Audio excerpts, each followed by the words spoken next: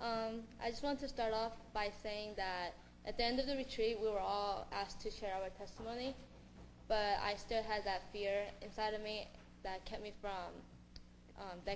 away from giving God 100%. I didn't ask God for courage and missed out on the chance, but God has given me a second chance today to share this message. Before the retreat, I was having problems with one of my friends. Things were getting rough, and I started to feel worthless. I prayed, but for wrong reasons. I fought back, and things just got worse. God knew it wasn't my time.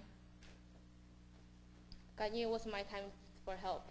But when I set my heart and my mind on God, He answered. It took weeks and months of pain and suffering, but God gave back 100 times greater.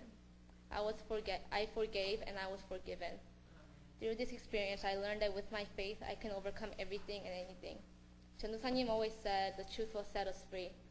And during the retreat, Pastor Paul, other followers I met, and God touched me. On the first day, Pastor Paul said, many of us come to the retreat, get involved, and once we leave, we go back to our old selves. And I knew right then God was talking about me, and from that moment on, something triggered inside of me that wanted to change. Throughout all 4 sermons, I learned so much about pushing my fears aside by trusting God. Pastor Paul kept saying how it's so easy to give 95% of faith to God, but it's so hard to give that last 5%. I learned that I can have both faith and fear because perfect love drives out fear, and that perfect love is God. With my faith, I can move the mountains. Galatians 1:10 says, am I now trying to win the approval of man or of God? Or am I trying to please men?